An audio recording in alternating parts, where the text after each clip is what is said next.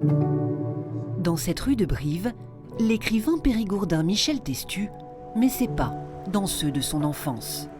Ici, l'ancienne auberge familiale, le riant portail de ses vacances, chez des grands-parents de légende.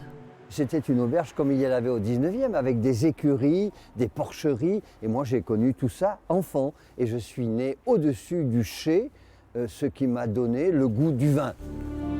Avec ses grands-parents, il découvre le puits de Roche de Vic, les monnaies d'hier, le plateau de Mille Vaches et ses reliefs houleux de Creuse et de Crète. Une Corrèze austère, ombrageuse, qui enflamme son imaginaire. Habitant Périgueux, lorsque je venais chez mes grands-parents en Corrèze, 100 km d'écart et j'arrivais en terre inconnue.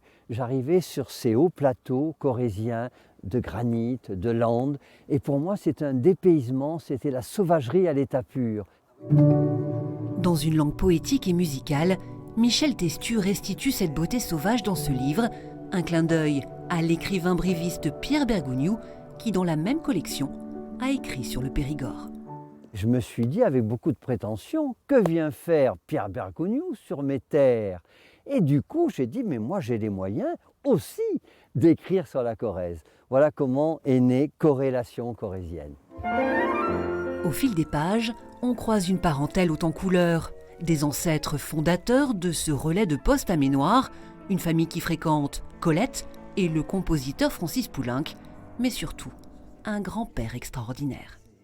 Mon grand-père avait un sens de l'anecdote, il racontait des choses magnifiques, des histoires de loups, des histoires de brigands, des histoires de chasseurs de vipères. Et vous savez, quand on a 10 ou 12 ans et que le grand-père a le talent de raconter, que le grand-père est un passeur, ça vous marque à vie. Corrélation corrézienne, un voyage littéraire et merveilleux dans une Corrèze digne de Jack London et dans la douce mélancolie d'un pays intérieur.